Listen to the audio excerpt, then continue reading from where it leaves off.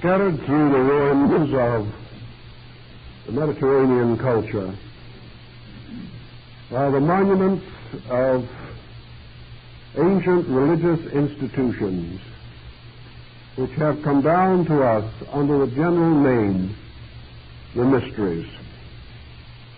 This term is universally accepted, and when not modified in some way, generally indicates the religious rites and ceremonies of the Hellenic states which we now call Greece.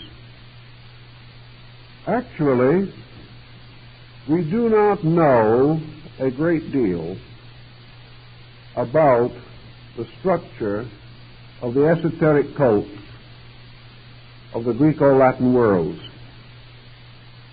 We have a number of books that have been written bearing upon the rituals and ceremonies of these rites. Perhaps the most interesting and informative being the writings of the English Platonist Thomas Taylor, who gathered together everything available in the rich storehouse of the British Museum Library. He worked in many cases from original Greek manuscripts, some of them of great antiquity. But even his restoration is largely conjectural. The very term mystery perhaps indicates the dimensions of our problem. That which is held mysteriously, that which was not communicated to the profane, that which was performed secretly, under oath and obligation, might very well remain obscure and defy the reports of history.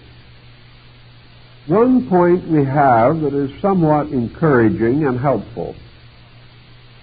At the critical period of the early rise of Christianity, a great number of pagans were converted to the Christian faith.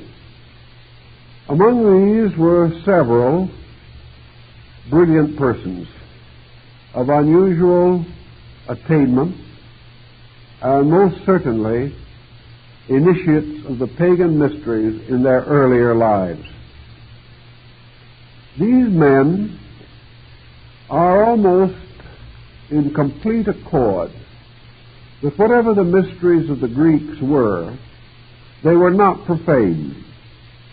These rituals were, as one of the early Christian converts declared, of the purest possible nature. There was nothing corrupt or decadent in them. They were solemn, sacred occasions, marked by solemnity of spirit, dignity, graciousness, beauty, and piety. We might assume that such would be the case, otherwise it is not possible that the greatest minds of the ancient world would have found in these rituals and ceremonies profound inspiration and would have had nothing ill to say against them. On the other hand, the great question that has burdened every interpreter and student of this subject has been, what was communicated? What was the substance of the initiation ritual? We have enough information to know that several different incidents were united in the preparation of these sacred rites. One of the principal elements of the initiation was obviously dramatic. Certain parts of the rituals were communicated in pageantry, in drama, and by means of a narrative performed by actors. These actors were in almost every case priests, and they portrayed the various sacred persons whose religions and doctrines were celebrated on these solemn occasions. That these dramas were carefully staged and magnificently performed, we cannot doubt. For the Greek stage already had developed most of the machinery of the modern theater, and we have no reason to suppose that if the Greeks were able to present the magnificent dramas of Aeschylus and Sophocles, that they would have been deficient in anything necessary to stagecraft. We also know that the themes of these rituals were sacred legends, sacred stories, particularly in the great rites of Eleusis, the story of the abduction of Persephone by Hades, king of the underworld. Now we can well imagine that thoughtful and scholarly and cultured Grecian would appreciate such spectacles. But we also know that they had a splendid profane stage, and that when we say profane in relation to their stage, we do not mean corrupt. We mean a stage of non-religious nature, where drama was performed, where vast audiences gathered and applauded roundly for their favorite thespians. Therefore, we cannot assume that the Greeks had to attend the mysteries in order to see good theater. They had it constantly in their communities. Furthermore, what we would term profane theater today was really almost a sacred theater in the time of the Greeks. Most of the successful plays that were presented involved divine and mythological factors. And today we would regard many of the common theatrical productions of the Greeks as little less than initiatory rituals. Therefore, it was not necessary for the Greeks to attend the sacred ceremonies of the mysteries in order to see mythology come to life upon their stage. There is very little that we can imagine in the religious theater of the Greeks that was not available to the general public. This means that the substance and essence of the divine rites could not have been merely theatrical presentation of familiar and well-known stories and legends. The legend of Persephone was known to nearly all the Greeks, and in the various schools that rose in Greek philosophy, such as the Platonic and the Pythagorean, the legends of these deities were interpreted philosophically and mystically, and such interpretations were not held as necessary secrets. Thus we cannot come to the conclusion that the real substance behind the dramas of the mysteries was merely a theatrical representation of some religious theme. Now, the second element that we know did exist in these rituals were the exhibitions of sacred objects.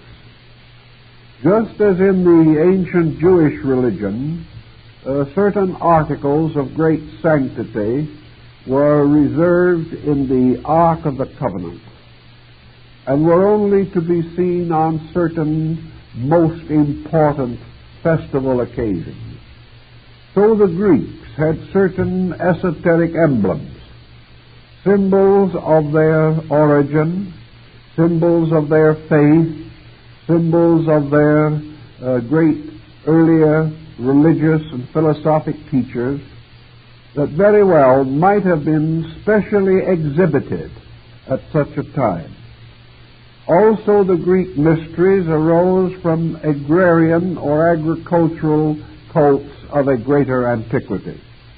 And it is reported that the Hierophant of the Mysteries at Eleusis at one time did exhibit to the assembled throng in the temple the growing shoot of wheat as an emblem of some deep spiritual significance. Therefore, that certain objects not generally available to the people, perhaps only to be seen under such conditions, relics, perhaps even objects of talismanic or magical impute, might also be shown at these occasions. But here again, we do not have any solid ground for the profound veneration in which these rituals were held. Some of the early writers were of the opinion that it was in the mystery rituals that the Greek thinker came face to face with the Asiatic doctrine of immortality. Here we have something that perhaps we should ponder a little further. We know that the early Greeks had practically no clear insight as to the mystery of an afterlife. Perhaps we can liken them to most other nations of a similar antiquity. For in China, there was the belief that the deceased person went to sleep in his grave, and the objects that he might like or need were buried with him for his comfort in the afterlife. It was assumed that he was going to live on in his tomb in some kind of a strange magical manner. There was no concept in the ancient Chinese that this man would be rewarded or punished for his conduct in this world. He simply became a ghost or a shadow. This likewise was the attitude among the Greeks at the time of Homer, and it was not until the rise of the Orphic cult that we began to find some traces of the integration of a concept of the afterlife. It was also probably after Greek contact with Asia that the doctrine of immortality came to be more clearly defined, and this doctrine probably reached Greece from Asia through Egypt, where it began to affect the rituals of the Egyptian rites.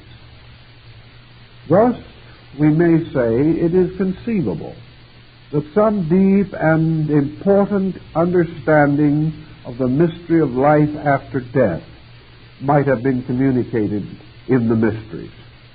Here again, however, there seems to be no justification for the peculiar secrecy in regard to these doctrines. We know that the doctrine of immortality was clearly enunciated by Socrates and also by Plato. We know that it was held by the schools of Greeks back at least to the time of Solon and Thales. Yet with the rise of the popular acceptance of the doctrine of immortality, there was no diminution of interest in the mysteries. Consequently, we cannot assume that the public instruction of the people on the matter of immortality could have in any way interfered with the peculiar mystery of the sacred rituals. Thus, it must have been something deeper and more important than this. The next possibility that has loomed is that the entire ritual was a highly psychological thing. That actually, as some of the early converted Christians have admitted, that the soul and substance of the great ritual was a form of Eucharistic ceremony upon which perhaps the high mass of Christianity was established. Here was a great religious Eucharistic mystery, a mystery presented largely through ritual, but containing, as in the case of the Christian Eucharist, the assumed presence of a miraculous factor, namely that in the ritual of Eleusis there had begun to arise the belief that certain rites and rituals performed in certain ways at certain times by certain persons had a virtue, power, or spiritual authority not possible under any other condition, and thereby justifying the assembly of the people and the various tests and trials which led to acceptance into the Eleusinian mysteries. Here again, however, we are on rather thin ground. For assuming that a Eucharistic mystery might have been implied, and there is evidence that something of this nature actually did occur, there is still no clear reason why the long and difficult course of preparation for initiation should be prescribed in connection with such a ceremony. The student of the Greek mysteries, who was hoping that sometime he might become an initiate, passed through certain trials, tests, examinations, and preparations which would not apparently be essentially associated with any form of ceremonialism. For example, a promising young man who hoped to become accepted into the mysteries was first of all examined by his tutor, or by whoever was his ordinary and common instructor. That is, the equivalent of the modern schoolmaster in the community where he dwelt. He was tested in all the common forms of knowledge. The test seemed to suggest an entry examination into a scholastic institution. After he had been carefully examined in mathematics, astronomy, music, poetry, art, literature, and drama, and whatever other arts or sciences were regarded as necessary, he was then turned over to the chief magistrate of the city or town, where a thorough investigation of his background, his family, and everything relating to his character was undertaken. If there was any blemish or doubt concerning his moral or his ethical standard of life, he would be immediately rejected. So having been examined in all arts and sciences and endorsed as to character in all regards, he was then submitted to the priestly members of the priestly college, these being the essential guardians of the rituals. Here certain further instruction and interrogation took place. He was given various problems to solve involving various degrees of thoughtfulness. His physical health and stamina were tested. He was forced to compete in physical games or athletics to indicate fitness of body. He was subjected to many trials of the flesh, of fasting, of extreme hardship, of the inclemency of weather. He was given every kind of an examination that might suggest ways of probing into the self-mastery which he possessed in the various ordinary affairs of life. Only after he had been tested in all these matters was he then further instructed and prepared for the actual initiatory rites. These preliminary tests apparently were carried on in many different systems of the mysteries in the Mediterranean area, and were even finally brought to Rome, where initiation preparation included mortal combat of armed men. Thus, it is hard to assume that this would all be necessary in order that the individual might be the enlightened or unenlightened spectator to a solemn religious ceremony. There is no indication in the Greek rites that the candidates actually participated in the ceremony. In the Eleusinian, for example, at the bestowing of the lesser ritual, perhaps 25,000 persons were initiated at one time. Now, in this case, the initiation ritual, which was called the lesser rite, probably derived from the old idea of the bestowal of citizenship. The individual who was initiated into the state mysteries became a particularly respectable citizen. It was assumed that this was a proof of integrity, of honor, and ability. It was a kind of dignification which the person would carry throughout life, which might correspond to some bestowal of knighthood in the ages of chivalry, or some special token of exceptional character, which might be useful and even profitable to the individual in the years of life that followed. He was naturally then regarded as a person of consequence, worthy to be a citizen. This is interesting, however, because in the lesser rituals of the Eleusinian, small children were initiated. And there are records of children being initiated as early as their second and third years. Thus, we must wonder a little as to what the esoteric content of such a ritual might imply. In this ritual also there was no distinction between men and women. Persons of both sexes were equally initiated, and initiation consisted apparently of beholding the spectacle, or in some way being present when a great drama was bestowed.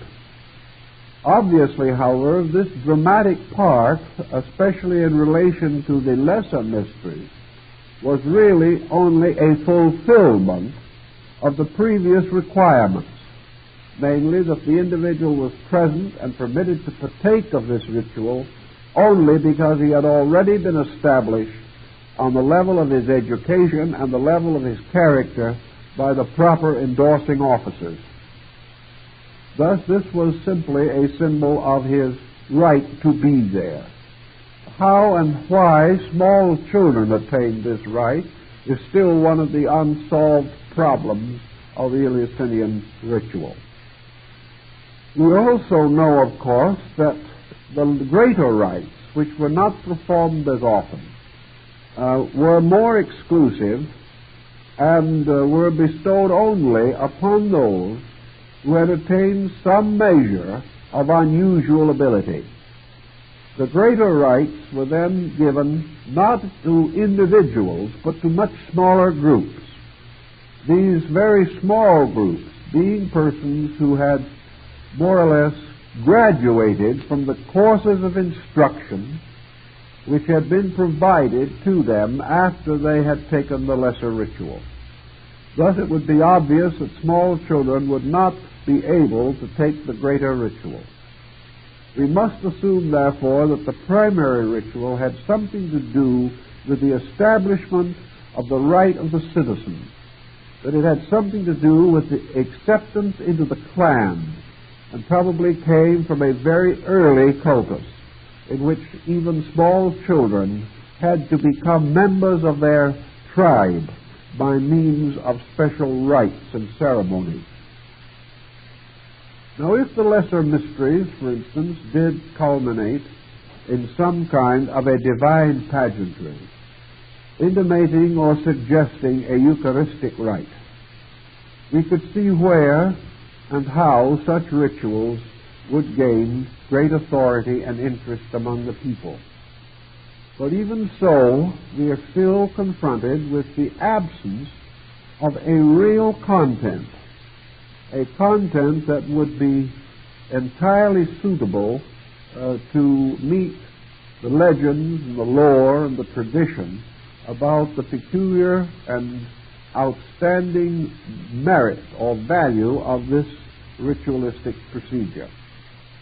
We gain one slight insight into this from another phase of our problem, namely the idea that these rituals were attended by some form of profound emotional exhilaration, that some strange ecstasy possessed those who participated in these rites.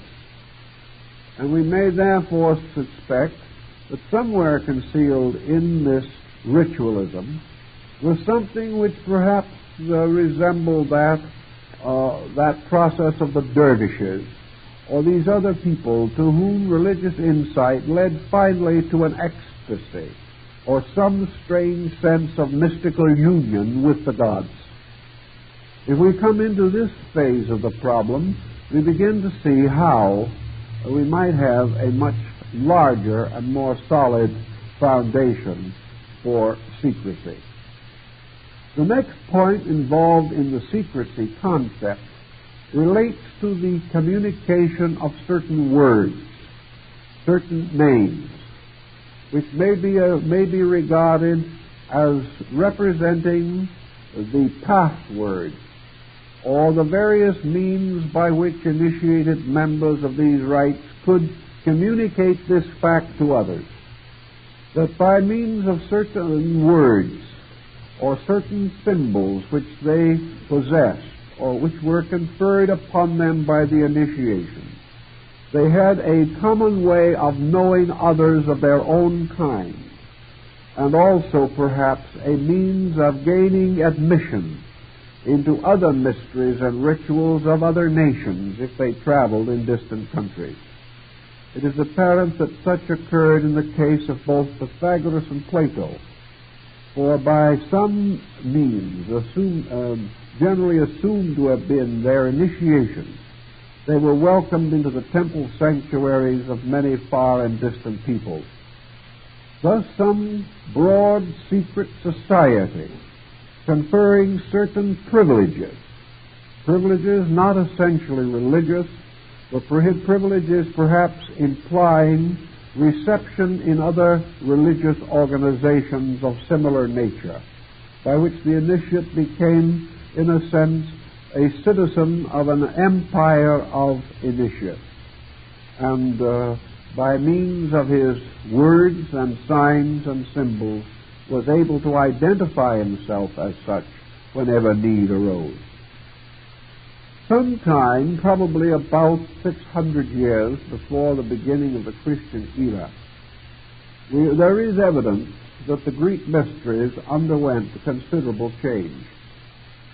We know that prior to that time, the rites of initiation and the rites of priesthood and the rights of guardianship over the secrets of the mysteries, these descended in certain Greek families in the same way that the religious privileges and the medical privileges generally descended. Thus, the mysteries were family possessions. They belonged within the structure of certain families. And while they were bestowed upon non-members of these families, the right to bestow them was held as a kind of legacy, as an inheritance from one generation to another. By the 6th or 7th century B.C., however, this system seems to have broken down, and the mysteries became state institutions, governed by the whole people and administered by the various governments which regulated the policies and laws of the Greek state. Thus we have a change in structure, and we find this change also in the doctrinal setup. The older doctrine is very obscure. But by the time of Pythagoras, Plato, and Socrates, the new doctrine of the mysteries was certainly taking shape within the structure of both the Orphic rites and the Eleusinian. This new breath, this new kind of air upon the subject, very likely came from Asia. If this occurred, then we begin to see how the mysteries could have gradually kept up with the developing and unfolding of the national life. It is quite conceivable that at very ancient times the most simple and common sacrifice might be held to be profoundly secret. But with the rise of a philosophic nation, this would no longer be possible. But if the old rituals were again reinterpreted in terms of some higher structure of philosophy, then perhaps we would have justification in assuming that they were able to maintain their leadership over the minds of the people. Several writers working on this problem have come to several conclusions. First of all, there is the very formal school, which has not failed, however, to work rather hard with this subject, that excludes the possibility of any true transcendentalism.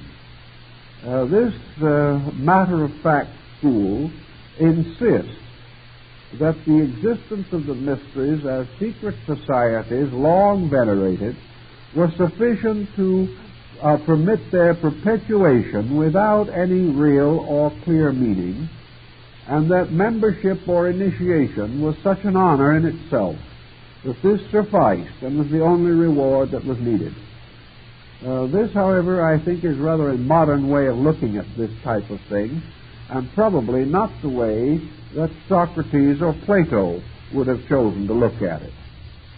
The second attitude was that the followers of these rites, because they were in the presence of the traditional religious system of their people, presumably bestowed in the beginning by the gods themselves upon the progenitors of their nation, that these rites and ceremonies were held in such great sacredness, and the various legends and myths were held to have such strange and profound meaning, that scholars and philosophers were perfectly willing to accept the rituals as Kabbalahs, as possessing within them many kinds of meanings, and that students in every walk of life would endow these rituals with their own understanding, and in that way would attend and be initiated on the ground that they would be in the presence of a great knowledge if they could interpret it, if they could discover it.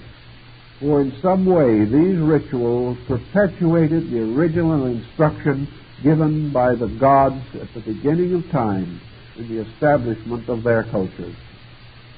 This type of thinking could envelop the whole thing with a very mystical atmosphere, and yet be comparatively devoid of any actual metaphysical substance.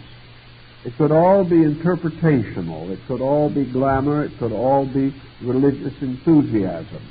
There is a parallel for such an attitude in many faiths of the modern world, where although these faiths are deeply regarded and deeply respected and strongly supported, there is really nothing that really suggests a profound mystery, except that the believer, believing that these things are sacred, derives from his own believing a certain assurance, a certain security, support, and strength in time of trouble. This could be the answer to the Greeks, and could be the answer even to the perplexed mind of Plato, who might regard himself as by far too involved a thinker to experience the direct participation in a simple faith which brought great benefits to the devout believer. The third group of interpreters are forced to assume that there was something beside and beyond all that we have suggested, and that this something had to be really important. To be really important, it had to involve some kind of knowledge or experience that could not be otherwise attained. Assuming that all knowledge can be communicated, it becomes obvious that in the course of over 15 centuries in which these mysteries flourished, that some could have attempted to expose them, and probably did. Yet these exposés came to nothing. Even Socrates was accused of exposing the mysteries. And Aristophanes, in his play The Frog, was accused also of taking something from the sacred rituals. Actually, however, anything that could be taken in this way and adapted to a play or embodied in a dialogue could not have been the true substance of these rites. And the Greeks themselves, undoubtedly, by the time of Plato and Socrates, had a fair knowledge of any common subject that might have been considered within these mystery rituals. In fact, a large part of Greek philosophy seems to have been built upon interpretation of these legends and fables, perhaps in the light of the Eleusinian formula. But these interpretations did not, again, lead to the decline of the mysteries. They had something else, apart and separate from all these elements which we have discussed. We also know that in Egypt and in India, China, and on the mainland of the Near East, there already existed institutions dedicated to the advancements of knowledge by truly mystical, metaphysical, or esoteric means. And while the students of the Greek theory will regard the word esoteric as little better than a bad word, the fact remains that there is no reason to doubt that the Greeks could have been part of this complex of schools of thought that were directly working upon problems that we might call today problems of yoga or Vedanta or Zen or something of that nature. We come gradually to the conviction that whether these things were taught to the multitudes or not, the hard core underneath the Greek mystery must have been something essentially valid and valuable. We also have every reason to note that the Neoplatonists, who attempted the restoration of these mysteries, did so on an entirely mystical level, that their philosophy dealt primarily with theurgy, which was the transmutation or transformation of knowledge into an energy for the vitalizing of the consciousness of the soul. Thus, if we can assume that underneath the Greek ritual there was this same element that has always been beneath the surface of religion since the dawn of time, then the Greeks would be perfectly understandable and explainable in the light of the common world attitude. We know that such mysteries were practiced among the Jewish people. We know that the Sod, or the Assembly of the Enlightened, was a very important body within Jewish metaphysics. We know that the pre-Islamic cults of the Near East had their esoteric doctrine. So did the Chaldeans and Babylonians in the valley of the Euphrates. We know there was magic and mystery in the rites of Egypt, and of course in all of the great systems of Asiatic culture. Assuming then, as Pythagoras has given us sufficient insight to permit us to assume, that the Eleusinian mysteries were not a unique attitude, but were really only part of a distribution representing a culture level, then Pythagoras would have been correct when he said that having visited India and been initiated into the mysteries of the Brahmins at Elephanta and Elora, and having in all passed through 21 different religious institutions by initiation, returned and said that they all taught the same thing, and that this same thing that they taught was the same that the Greek mysteries taught. if they all taught the same thing, it is almost inevitable that we are dealing with some form of basic metaphysical equation. Otherwise, certainly, Pythagoras could not have included early Brahmanism with its mass of metaphysical speculation as being the same as the initiation rituals of the Greeks. If, therefore, we are dealing now with what seems we must deal with, the presence of an esoteric factor, we get into a very deep and mysterious and complicated region.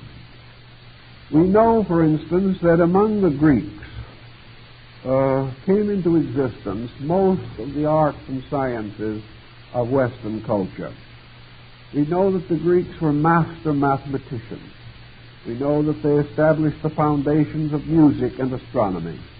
We know that they were leaders of the world in rhetoric, in logic, and in many other branches of learning. These forms of learning all apparently originated in the temples.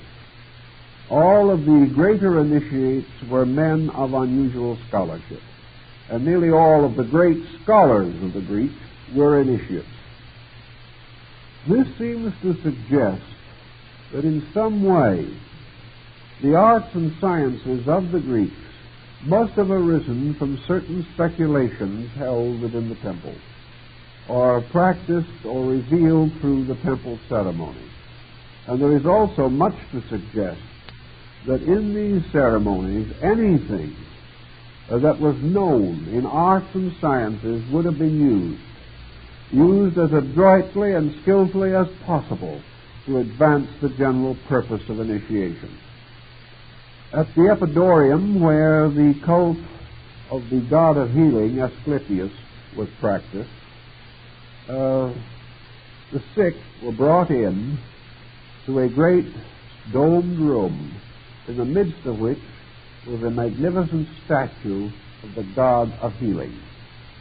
They were placed upon couches around the base of the figure, and each was given some kind of a narcotic drug that produced dreams and visions.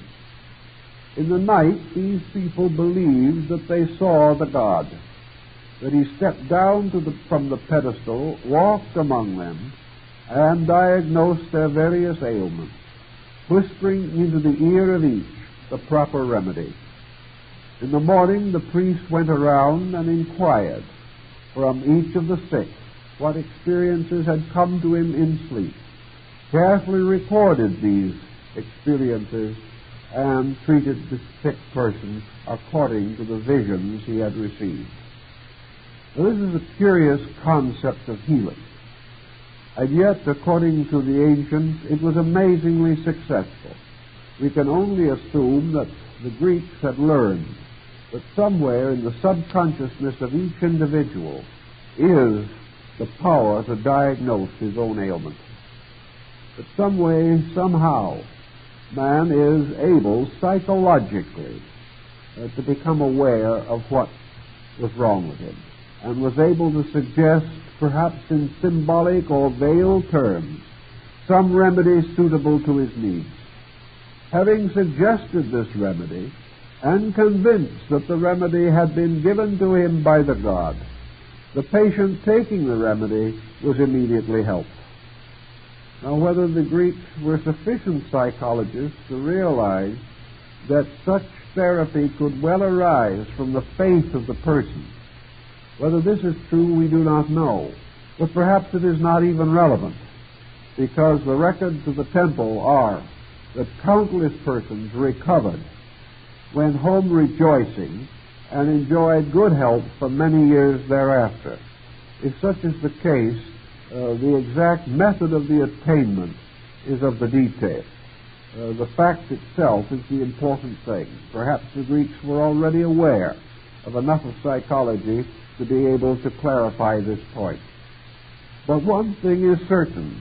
When these sufferers went to the Epidorian temple and were thus given these narcotic droughts and had these visions, they did not assume that by means of this narcotic they had been led into hallucination.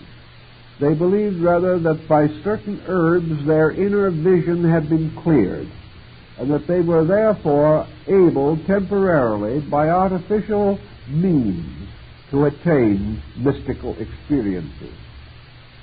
Now, it is conceivable that this type of procedure may have occurred in some of the so-called state mysteries, whereby the burning of fumigation, or by a Eucharistic cup which contains some special potion, a psychic sensitivity might be created in the beholder. That in some way, either by such means or by the sheer power of suggestion, a suggestion perhaps skillfully and magnificently imparted by masters of knowledge of the human mind and its functions, the individual, the neophyte for initiation, the candidate, might have been caused to actually experience something beyond this world. There seems to be no doubt that this has to have been the essential principle behind the Greek mysteries. Something had to be done by some means whereby the individual had an experience otherwise impossible to him. This experience had to be reasonable. It had to be rational. It had to take the form of an enlightenment. It had to be in some form a mystical experience, in itself unforgettable, by means of which the total life of the initiate was altered, by which he actually came to firmly and positively believe, to the degree of absolute knowledge, that he had seen something, had done something, had been somewhere, had experienced something that was not normally possible to the human being, and that this thing which he experienced had to in some way strengthen or direct his faith, create in him a greater sense of honor, ennoble his character, enlighten his mind, and refresh his soul. These are the things that had to have happened. And these are the very things that the modern researcher fears might have happened, and is loath to admit that such thing was possible. Yet if it could occur, and did occur only a very few miles away at the temple of Asclepius, there is no reason why it could not have occurred in the greater major ceremonial of the greater mysteries. I doubt if anything of this kind actually occurred in the lesser rites. But in the final initiation ceremony, something happened. Something had to have happened. And there are only very few things that could have happened. And when we go in another lecture in this series into the problem of Brahman initiation, I think we may get a very good clue to this, because Pythagoras is known to have visited India, and it is quite conceivable that some of the changes that later arose in the mysteries were due to the commerce of minds between the East and West. There seems to be only one thing that could have been communicated in the Eleusinian, under its symbolism, by its rites, through its ceremonies, and perhaps through an absolute theophanic incident of some nature, a true theophany, a true experience, namely that in some way the candidate in initiation experienced the actual fact of life after death. This seems to have been about the only explanation we have. For it is still, in our world, a supreme mystery. Today, our way of life is built upon a hope of an afterlife. There was a hope of an afterlife in the time of Plato and Socrates. Socrates was not sure of it, but rather optimistic. Plato was convinced of it. Pythagoras knew it. as early as the 5th and 6th centuries B.C., but he was in India. We know that Apollonius of Tyana later visited India. We have every reason to assume the possibility that it was from this type of contact that he brought back some of the information and some of the teaching that was to affect Neoplatonism, Neopythagoreanism, and Gnosticism. But if in the Greek rituals the myth of the dying god, the myth representing the death and resurrection of Attis, for whom, as for Adonis, the women wept at the gates of Jerusalem, if the mystery of the death and resurrection of the god was in some way closely associated with the mystery of the death and resurrection of human consciousness, then we have the element of a great Eucharistic mystery. We have the elements of a great resurrection rite, which we know these things were, but we know that they were rites of great rejoicing. They were not rites of fear or of intimidation. Those who came forth out of the mysteries came forth, their faces radiant as with the light of 1,000 suns, says one of the old rituals. These persons have been lifted up in some extraordinary way. Yet whatever this way was, it could not be an experience limited to one person only. It had to be something by means of which a group of persons could be simultaneously picked up in a mystery. Now, there are many ways in which such things can be done. There are many ways in which an individual can be moved from the matter-of-factness of his daily living to an experience in which he loses all definition or boundary of the possible or the impossible.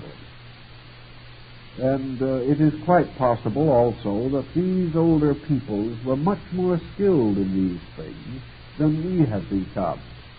But we do remember that in the early centuries of Christianity, the very church fathers who insisted, like Clement of Alexandria, that what the Christians claimed was no more than the pagan claimed, but was using different words. This is, we have every reason to suspect from their own words, the communion cup was drugged with narcotics in the early church. It is quite possible that this was an effort to reenact or to compete successfully with the rituals of the mystery. There is every suspicion of this. The oracle of Trophonius in Greece was an oracle that was served by sulphurous gases in a cave. And the person seeking the advice of the oracle slept in these fumes and had these experiences during sleep. Or the Pythian oracle at Delphi was again an oracle of fumes and vapors, where the Pythior or priest entranced upon the tripodium over the fissure from which arose volcanic fumes, was thrown into a kind of drugged trance, during which she revealed the will of the gods and the words of the gods in hexameter verse. Here we have 4 parallel examples. We have the definite story of the Epidaurian and Asclepius. We have the record of the Trophonian oracle, the record of the Delphian oracle, and the record of the early use of drugs in the Christian communion. Here we have various methods used to create some type of extrasensory experience. We know that the Druids of Britain were very skilled in anesthesia. We know that the Greeks and Romans used anesthesia. and that it was later forgotten and to a large measure rejected by early Christendom, but that these people actually performed surgery under anesthesia, and that therefore they did know the operating of narcotic drugs. In any event, let us say there are many ways in which a trance, a hypnotic state, a mesmeric state could be induced. The dactyls of Samothrace were able apparently to create various magical results by means of magnetized wands and the use of lodestone. The legends of antiquity abound with mystery. But whatever occurred at the Greek rituals would undoubtedly have been of the highest and most advanced type known at that time, perhaps far in advance of anything that we have been able to recover in the forms of lost knowledge even today. Supposing from the rituals and mysteries of Pythagoras, the Greeks had learned how to control human consciousness by music alone. This is quite possible. We are beginning to sense the possibility of it. But supposing by the knowledge of music they were actually able to create trances, that they were actually able to variously affect the internal consciousness of the human being. Or, let us say for a moment, another Pythagorean experiment later revived and worked on, color therapy. The idea that by color and by the use of lights, reflectors, and similar things, the consciousness of the individual could be reached therapeutically and psychically. Also, let us remember that primitive people from all over the world have united in discovering the tremendous psychic power of rhythm. How through their simple jungle drums and things of that nature, these primitive peoples have been able to throw themselves into an ecstasy which carried them out of this world into a strange trance-like existence. The dervishes also used the dance for this purpose, attempting to unite their own motion to cosmic motion. Supposing our Greeks also knew the power of sound, knew the mysterious vibratory rates of sound, and combining all these and perhaps other things that we do not know and have never been able to restore, we're able to involve this psychological machinery into the rituals of initiation. We can very easily sense how it would not be very hard to move a person already receptive, already expectant, already waiting breathlessly for the very presence of the gods, to be moved from a state of being a spectator to a drama, rather to the condition of being a participant in a mystery. These things have happened in private case many, many times, and we have no reason to doubt that under the skillful knowledge of highly informed persons, almost any mood or state that was desired could be conjured into existence. The modal music of the Greeks is a good example of this, and the laws and restrictions in which these modes were administered, because it was definitely affirmed by the Greeks that by modal music any condition of the soul desired could be stimulated, or the soul could be blocked in this mood. And also it was held that by music any building in Greece could be destroyed simply by vibration. Perhaps here we have the secret of the blowings of the trumpets around the walls of Jericho. Here let us say for a moment that we want to approach this thing rather psychologically. Let us remember the peyote cult. Let us remember the problems that we are now attempting to research in the psychic and clairvoyant and mystical and psychical power of mushrooms. Let us consider all these things and say to ourselves, is it possible that in some way, by some means, probably a very lawful means. A means certainly that could bring no injury or detriment to the individual.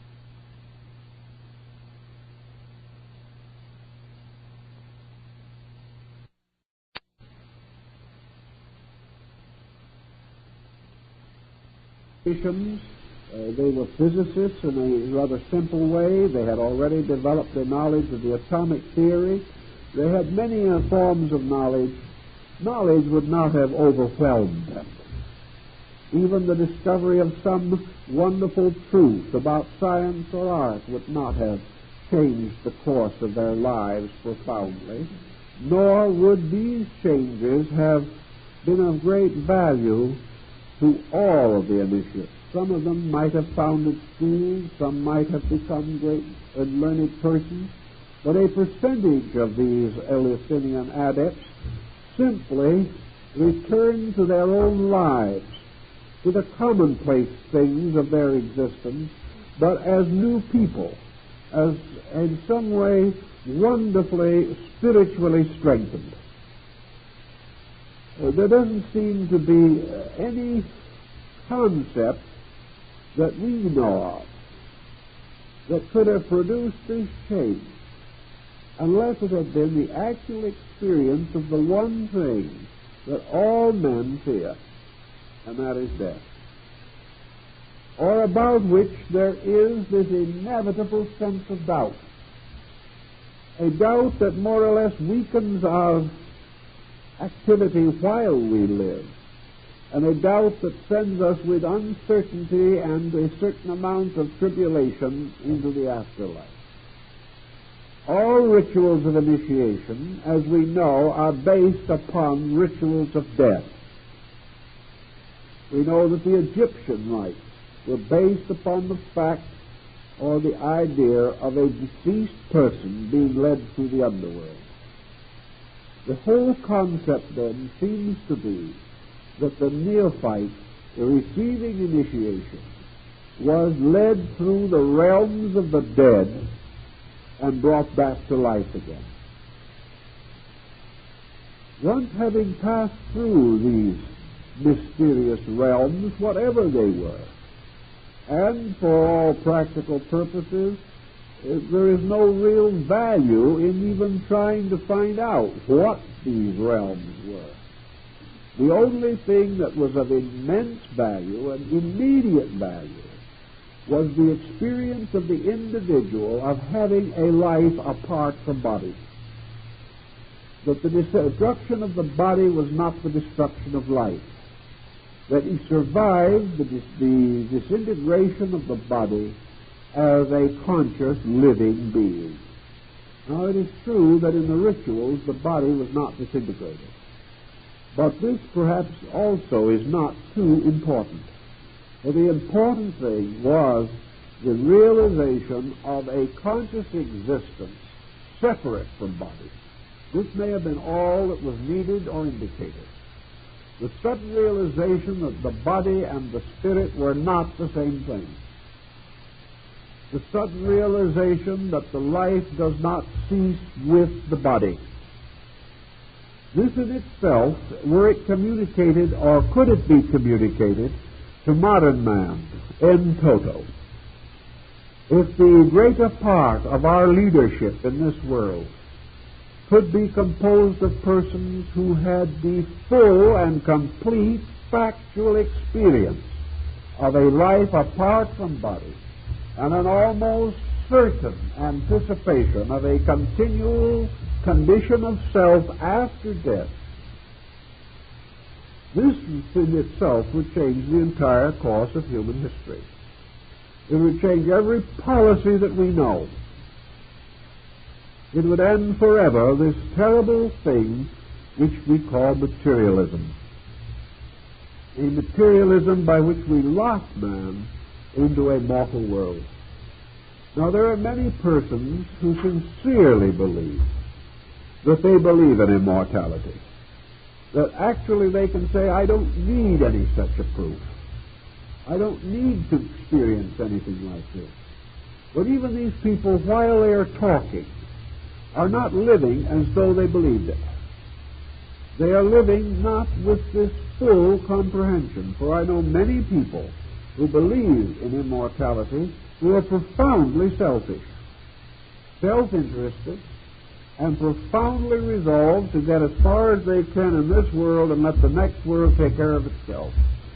This could not occur were the experience valid. It can only be the result of an intellectual acceptance without experience. So whatever it was that the Eleusinian bestowed, it was the living experience of something. And think as we may and search as we will, there seems to be no other experience that is valid. There is no other experience which would utterly transform all men, or would produce so vast and inevitable a change in human character that the initiate was not only set apart, but in the common experience of life was found so worthy of veneration that even a king could not sit in his presence. These people were people of extraordinary power. They seemed to be people who had died and had lived again. They had something. They had been lost and had been found again, like the return of the prodigal son. Now, assuming that such a valid experience, or an experience so calculated that it seemed inevitably valid, did occur, we can say that in the records of a number of research groups in this country, incidents of this kind have been recorded. We know that many persons have had experiences that could also be explained in this way. But here there has been an isolated experience, contrary to the tradition of our people, contrary to the common acceptances of our daily living, an experience which the person may gradually talk himself out of, or think himself out of, or finally decide that what was a valid experience might have been a dream or some strange hallucination that crept over him. Change this, however, to an entirely different atmosphere. Bring this into harmony with the great tradition of your people. Bring it into the presence of those whom you most respect on earth as the true and valid interpreters of the gods. Not the clergymen of uncertain beliefs themselves, but those who were held to be the divine agents of divine purpose. Individuals whose own lives were exemplary in every way, whose wisdom was profound, and who were regarded with universal admiration and respect. Let them say these things. Let your own experience occur in these things, so that you experience truly that which your fathers have experienced, that now you are only affirming by your own participation that which has been held as the greatest good by all your people from the beginning. And you can see that we would have quite a different psychological atmosphere surrounding such an experience. It would be accepted as valid, because such validity had been assumed on it and based upon it since the beginning of the history of that culture. Now, about this period also, something else may have slipped in from other areas, or may likewise have been also indigenous. And that is the gradual relationship between the experience of conscious survival of death and the possibility of rebirth. We know that Pythagoras believed in metempsychosis. We know that he was a contemporary of Buddha who taught the doctrine in India at about the same time. We know that Pythagoras was in India. We know that Hindus reached Greece as students of the Greek mysteries and the Greek colleges. We also have every reason to suspect that a nation does not have to derive this belief entirely from borrowing. And if they had wanted to borrow it, they could probably have found it no further away than Egypt. We know that Plato was generally addicted to this opinion. And we therefore realize that to him the idea of re-embodiment was not strange, distant, or difficult.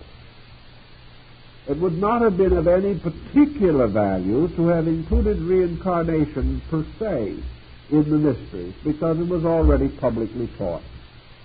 But there could have been a very valid relationship between the conscious experience of immortality and certain further insight into the relationship between the survival of consciousness and re-embodiment.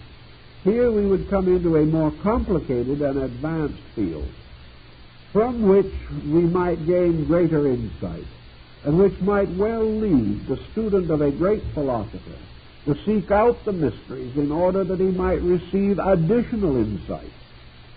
For wherever and whatever the mysteries existed and taught, the additional insight factor must have been present, or they could not have held their spheres of influence.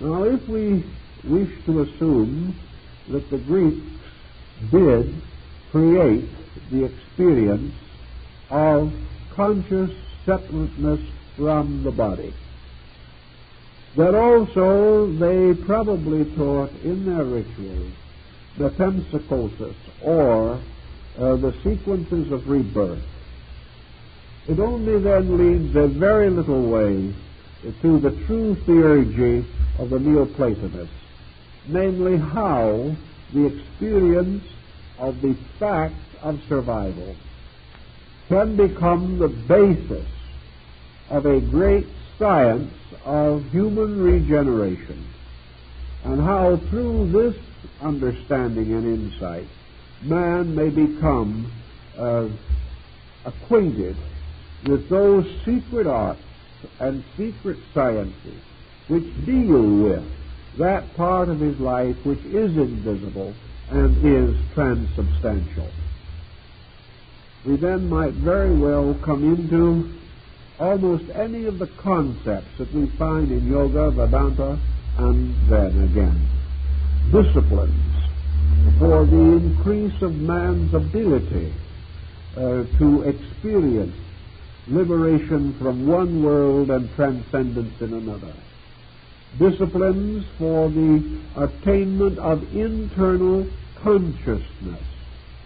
Disciplines for the regeneration of this instrument that did depart at death, or was consciously separated by the ritual of initiation. For here, presumably, if the individual suddenly found himself to be alive and not in a body, it would be inevitable that this would bring with it certain imponderable problems, one of which would be the continuance of this unbodied person, what he is like, what his nature is, what kind of a condition he must live in, where he must go, or if he is coming back, when and how he will return. Suddenly, a new world of necessary knowledge opens up, the knowledge of the right conduct of the unembodied, the knowledge of what condition or place the unembodied one will occupy between embodiments. And it is reasonably certain that this unembodied person would not find himself in the inferno of Hesiod or in the strange dark underworld of the Homeric legends. He would not find the universe like the pictures drawn in some table of Cebes by some artist under a kind of inspiration. He would undoubtedly discover and would have to face the nature of himself alone, to do as Plotinus says, experience that journey, which is the journey of the alone to that which is forever alone. The individual suddenly separated from body is separated from the whole body of knowledge. He is separated from practically everything he has ever learned. For in his unembodied state, all these arts and sciences are meaningless. The fact that he is a good salesman no longer means anything. The fact that he has accumulated, the fact that he has achieved worldly dignity, the fact that he is adjusted socially to some community in which he lives, these things suddenly lose caste and face. They are unimportant anymore. But there are other things that suddenly have to become important. Among these things, the mystery of the individual existing with himself, the kind of an existence which goes on beyond the portals that divide us from the other world. Thus, it would be perfectly natural to assume that perhaps Plato was working upon a part of the initiation ritual, coming as near to it as he dared to come, when he began to philosophize on the problem of the preparation of the human soul for an existence out of body, that this preparation has to begin here, that from the time the individual is initiated, in the Greek sense, that is, become participant in the state mystery, we must ponder and consider that he is moving inevitably toward a state which he now knows, which he has now experienced, which he knows is not the end of his own memory, the end of his own hurts or grudges or difficulties, which he simply knows is the continuance of himself without body.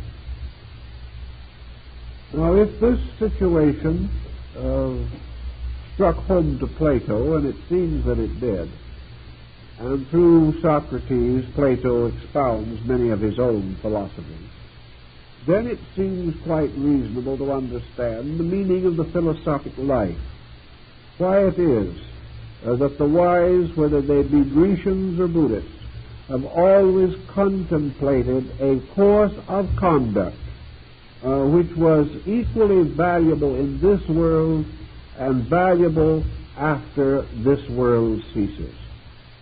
By the ceasing of the world, we do not mean the end of the world, but the end of our place in the world. So if the Greeks had this concept of immortality, which we know they had, and were able to bring home to the individual, even for the 10th of a second, the total experience of his own unembodiedness, then a new universe of needs, a new universe of purposes must suddenly blaze open in the consciousness of this person. Whereas man in our present way of life comes in the end to his mysticism. By the Greek theory, apparently, man was invested with this mystical experience first. Then it was his duty to fulfill that which he had received. It was his duty to make a fact in his daily life that which had been given to him only upon the vision of the Hierophant.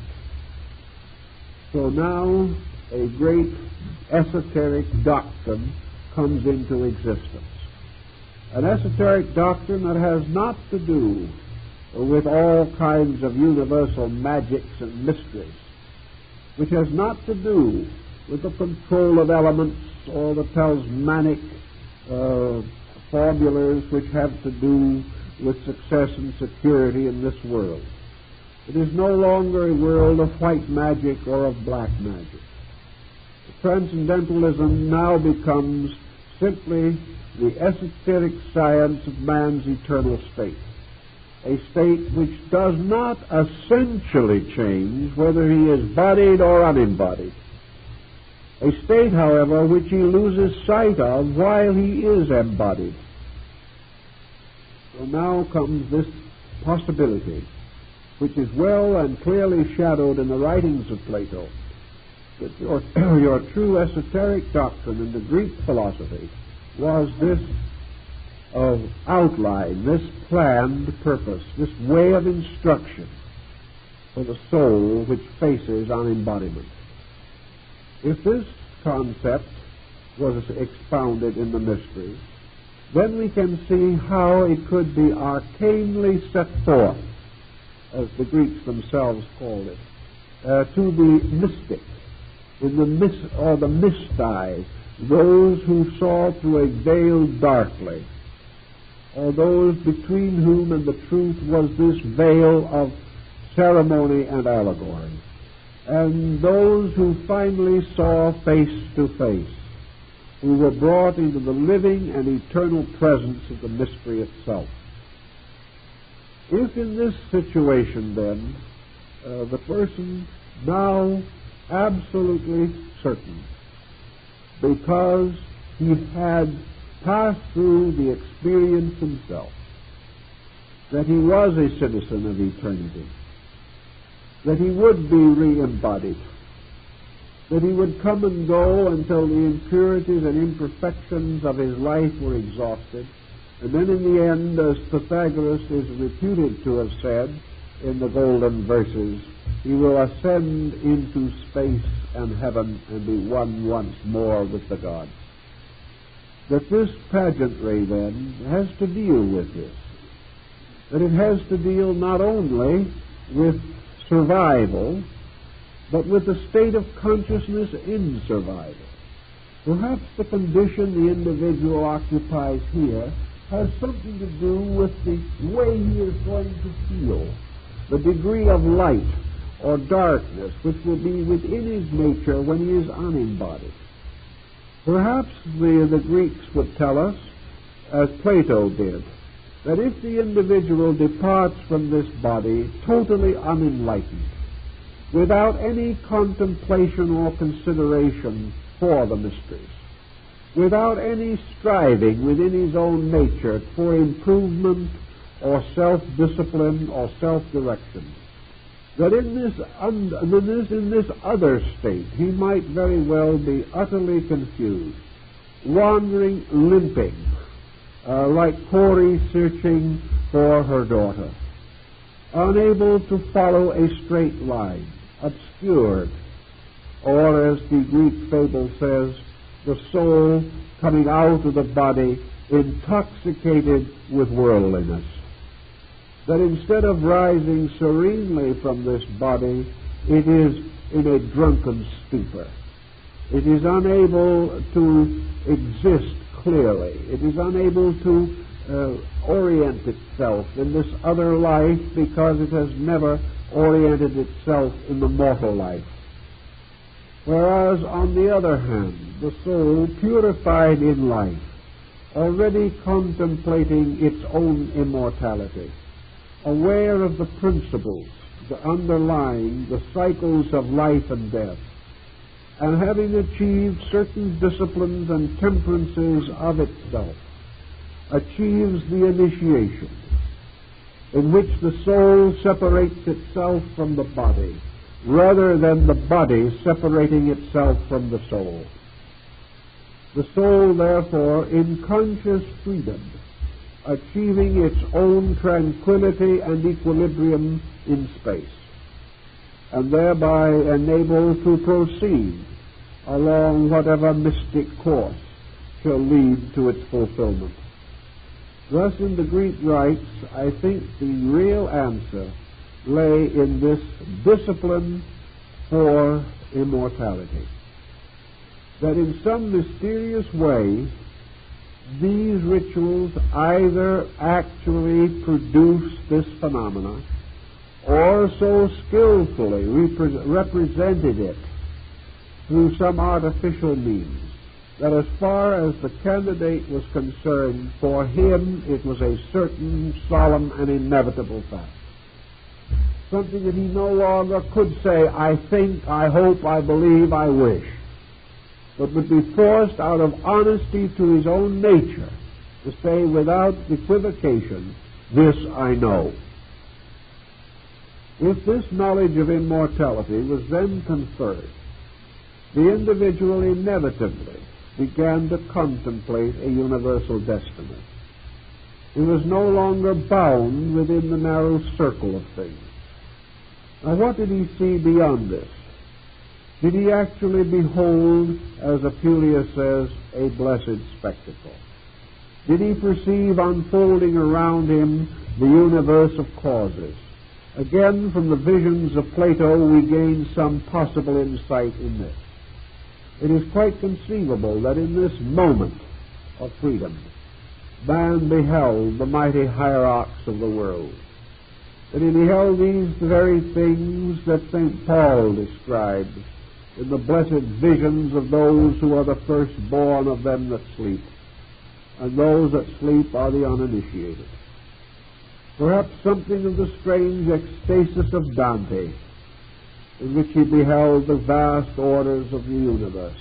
Perhaps in that moment in which consciousness was relieved of the limitation of matter, the individual experiencing his own survival experienced also the blazing testimony of the spheres. Perhaps a world of vibration, of energy, of light, color, sound, form that we know nothing about suddenly became reality. Perhaps this was the abode of the blessed gods. Perhaps he then beheld these gods as the radiant principles they are, suspended like effulgent blossoms from the heavens. Whatever may be the ceremony, it is known that of this the initiate would not speak. We can understand why he would not speak.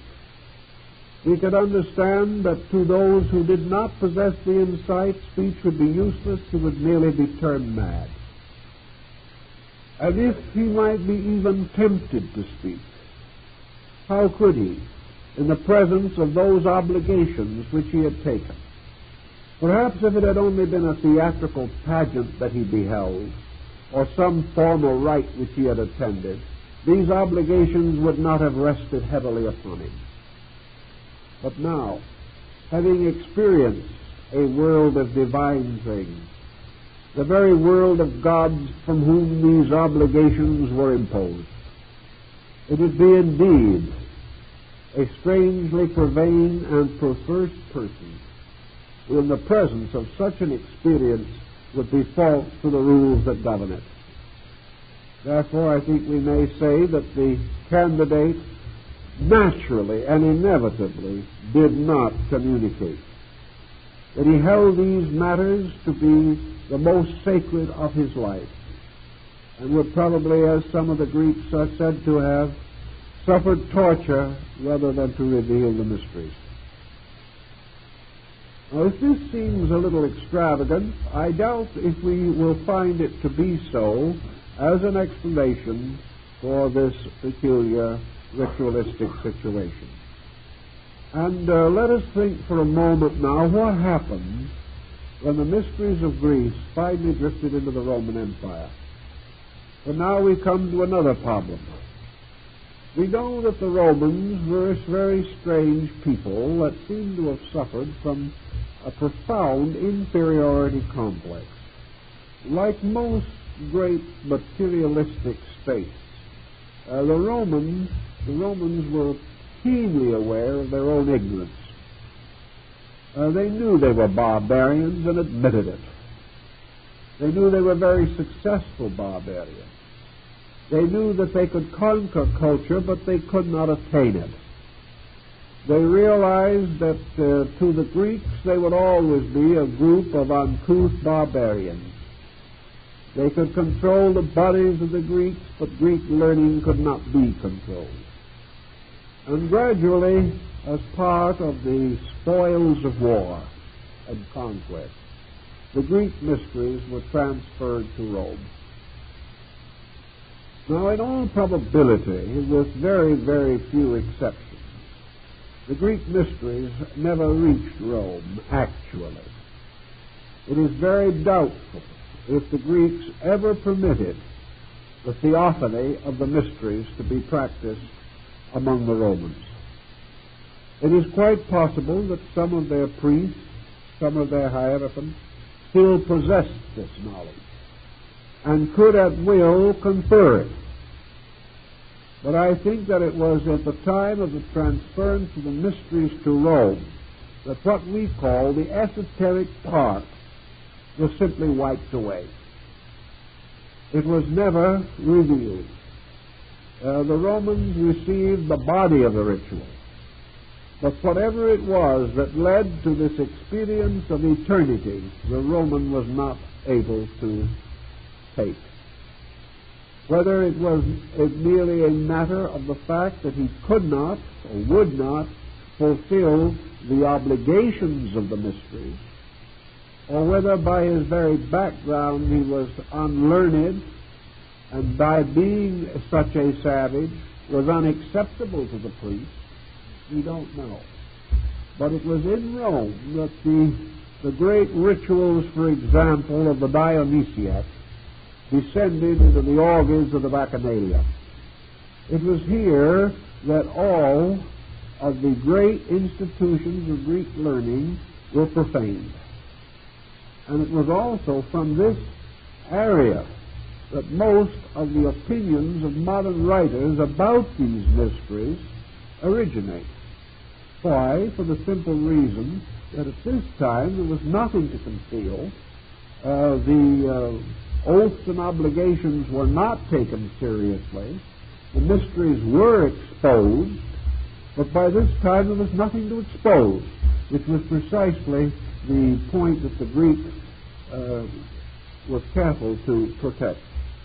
The time that the mysteries reached Rome, then, the true rites were no longer practiced.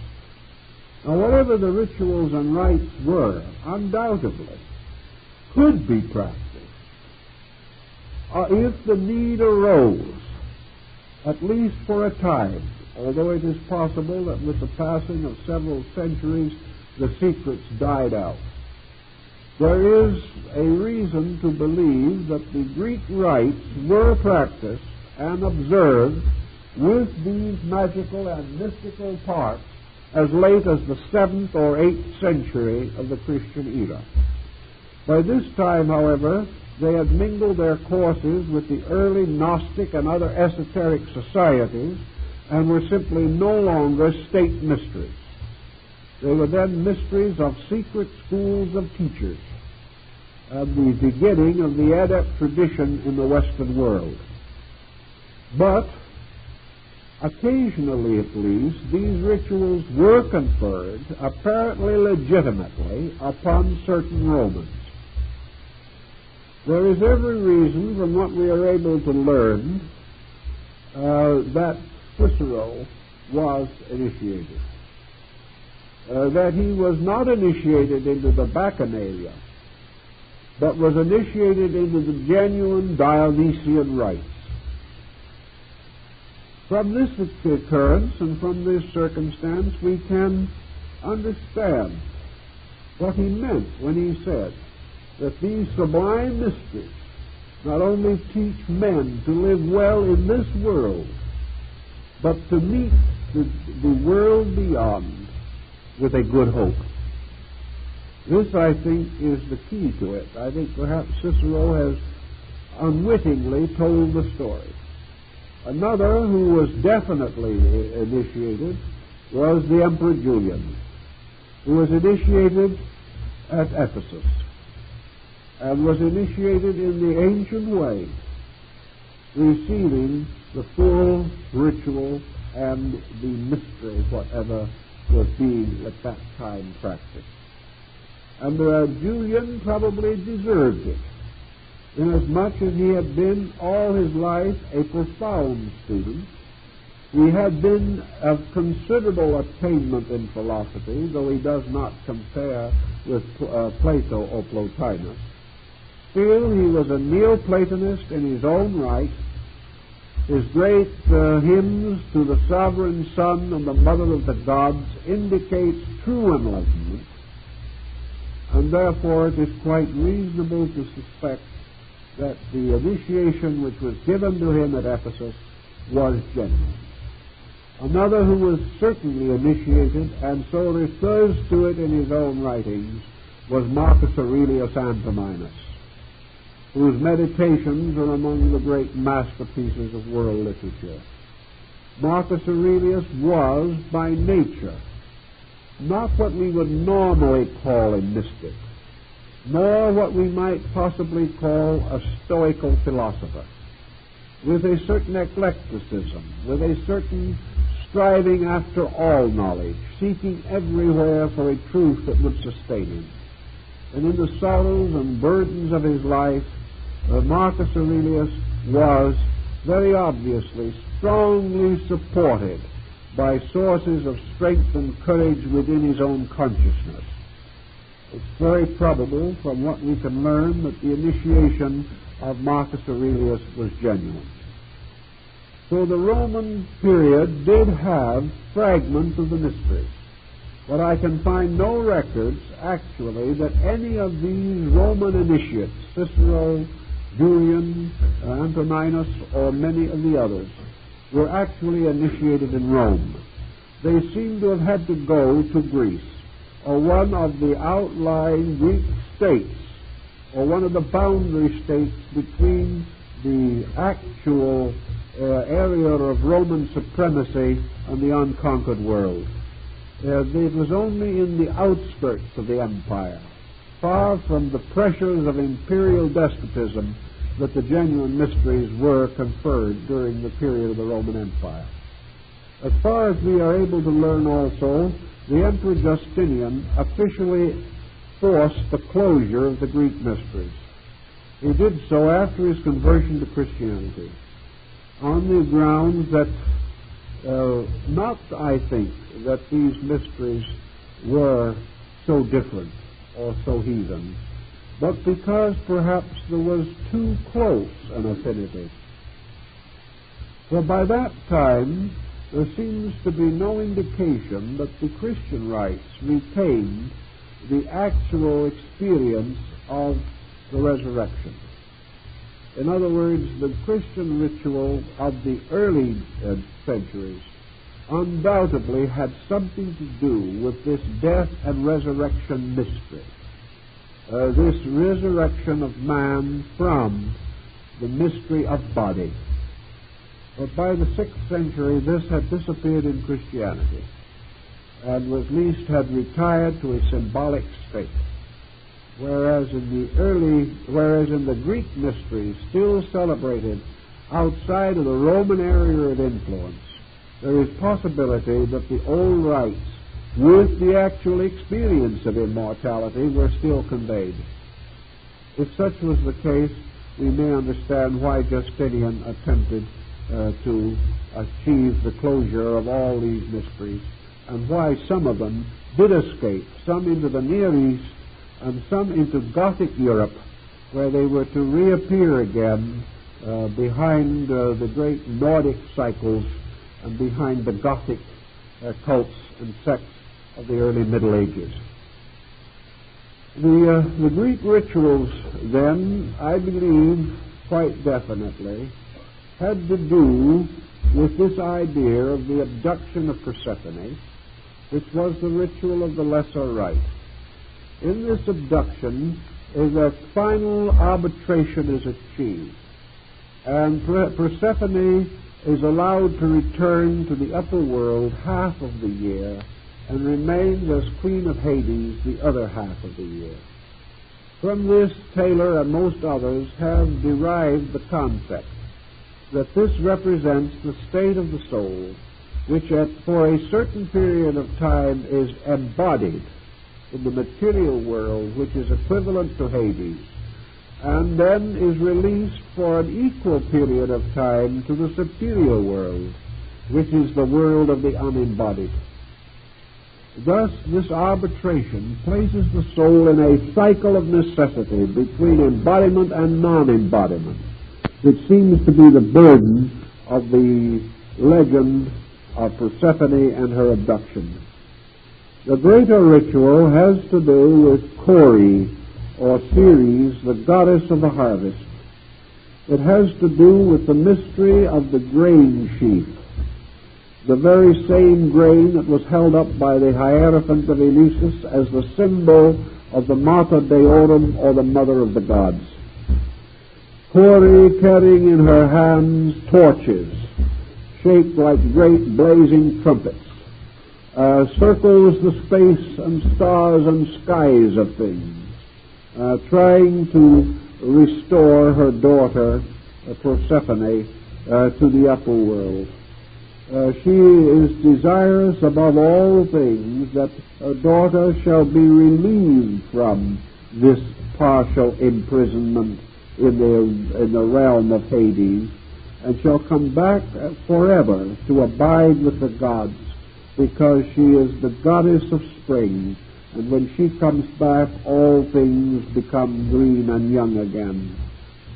Now this wandering, this weeping, this terrible course of struggle, by means of which Persephone searches for her daughter, like another parallel fable of Orpheus descending into the underworld to rescue Eurydice, these legends and fables would all seem to indicate the philosophical mystery of the disciplines and the secrets by means of which the soul is liberated from the underworld and returns forever to the realm of light. This foreverness back to light perhaps is suggested by the parinirvana of the Buddha or the samadhi of Vedanta. It is the final emancipation of the soul from the tyranny of the kingdom of Hades. So these rituals could very well symbolically express the point, convey the idea and all that it implies, but must have finally consummated, not in symbolism, but in the living, factual experience of that which was described. For in this way, not only was the neophyte initiated into the mystery itself, but he gained at the same time the clear means of interpreting fable. He became master of the fables of the ancients. He could now turn the key 7 times in the lock of symbolism and could unveil each secret that had been revealed in the ancient beliefs of his people. Thus, by means of the symbolism, man became aware of the universe of symbols. He became conscious of the fact that everything has more than one meaning, and that the fable is the key to the mystery. Having experienced the mystery, we know the fable. Having interpreted the fable, we become masters of wisdom, because all wisdom is nothing but the eternal recovery of truth from fable, of fact from appearances, of reality from illusion. All these things fitted together could make and did make the great mysteries of the Greeks real and vital institutions. And without this final thought, which is fairly well supported by our Greek and Latin authors, I think we will never be able to solve the real meaning of the mysteries. For the mysteries could only be the experience of being lifted up into light, an experience which itself is the end of man's existence in darkness. For once he knows the light, he can never again be captured completely in the darkness. Well, time is up, so we'll try it again next week.